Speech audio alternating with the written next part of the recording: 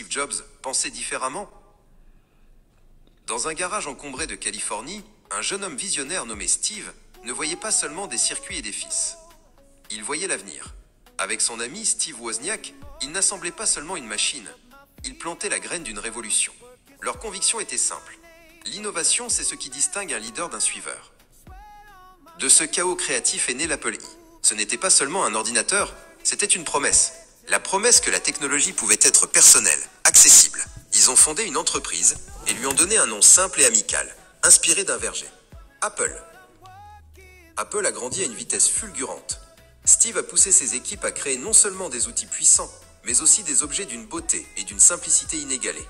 Le Macintosh est arrivé avec sa souris et son interface graphique, introduisant le monde à l'idée que le design n'est pas seulement l'apparence. Le design, c'est comment ça marche. Mais le succès a apporté des conflits. La passion et l'exigence de Steve se sont heurtés à la vision du conseil d'administration. Dans un revirement douloureux, il a été contraint de quitter l'entreprise qu'il avait créée. C'était un exil, un échec public. Steve n'a pas abandonné. Il a fondé Nexté, une nouvelle société d'informatique, et a investi dans un petit studio d'animation appelé Pixar.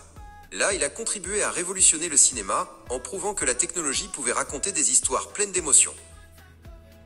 Pendant ce temps, Apple perdait son chemin. L'entreprise était au bord de la faillite. Dans un geste désespéré, Apple a racheté Nexté et a demandé à son fondateur de revenir. Steve est revenu non pas en sauveur, mais en visionnaire, avec un nouveau mantra, penser différemment. Sa première grande création fut l'iMac. Fini les boîtiers beiges et ennuyeux. L'iMac était une explosion de couleurs, un ordinateur tout en un qui a reconnecté Apple avec le public et a rendu l'Internet beau et accessible. Ensuite, il a changé à jamais l'industrie de la musique. Avec l'iPod, il a mis 1000 chansons dans votre poche, transformant la façon dont nous écoutons, achetons et transportons notre musique. Apple était désormais au centre de la culture.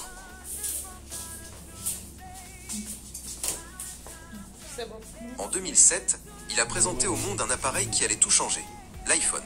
Un téléphone, un iPod et un communicateur Internet dans un seul objet. Il n'a pas seulement lancé un produit, il a redéfini la communication humaine pour le 21e siècle.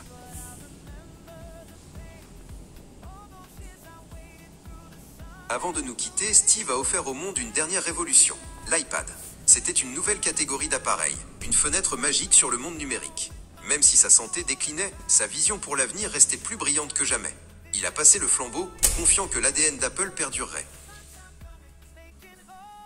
Après le départ de Steve, un nouveau leader, Tim Cook, a pris la relève.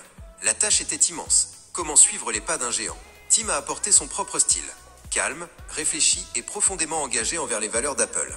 Il a prouvé que l'entreprise n'était pas seulement l'ombre d'un homme, mais une culture durable d'innovation.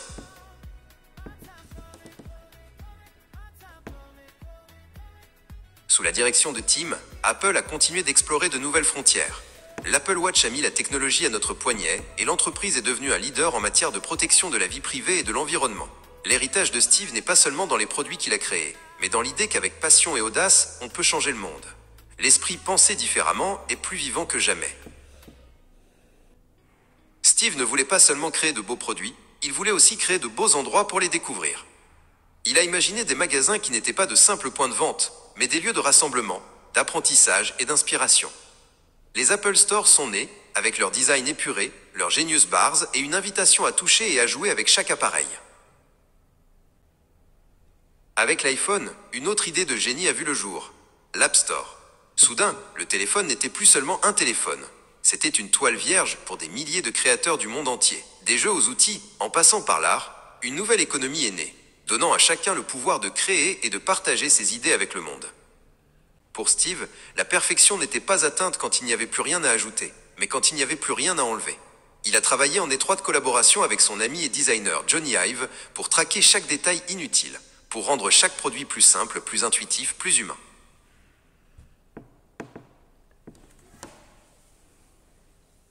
Dans un discours mémorable, Steve a partagé sa philosophie de vie. Il a encouragé les jeunes à ne jamais perdre leur curiosité, à suivre leur cœur et leur intuition, même si cela semblait insensé. Ces mots, rester affamé, rester fou, sont devenus un cri de ralliement pour tous ceux qui osent rêver et prendre des risques. L'une des dernières grandes visions de Steve n'était pas un produit, mais un lieu. Un campus pour ses employés qui brouillerait les frontières entre le bâtiment et la nature. Apple Park, un immense anneau de verre niché dans une forêt, est devenu le testament de sa conviction que l'environnement dans lequel nous travaillons façonne la créativité. L'héritage de Steve ne résidait pas dans un seul appareil, mais dans la façon dont ils fonctionnaient tous ensemble, comme par magie. Sous la direction de Tim Cook, cet écosystème s'est enrichi. Les AirPods sont apparus, se connectant sans effort, et la musique, les photos et les idées ont circulé de manière fluide entre la montre, le téléphone et l'ordinateur. L'esprit d'innovation ne s'est jamais éteint. Poussant toujours plus loin les limites de la réalité, l'entreprise a dévoilé sa prochaine grande idée. Un ordinateur que l'on porte sur le visage, mélangeant le monde numérique et le monde réel. Une fois de plus, Apple ne se contentait pas d'améliorer le présent, elle nous montrait un aperçu de l'avenir. L'histoire de Steve Jobs est plus que l'histoire d'une entreprise. C'est la preuve qu'une personne passionnée, avec une vision audacieuse, peut laisser une empreinte sur l'univers. Son héritage nous rappelle de toujours remettre en question le statu quo, de croire en l'impossible et surtout de penser différemment.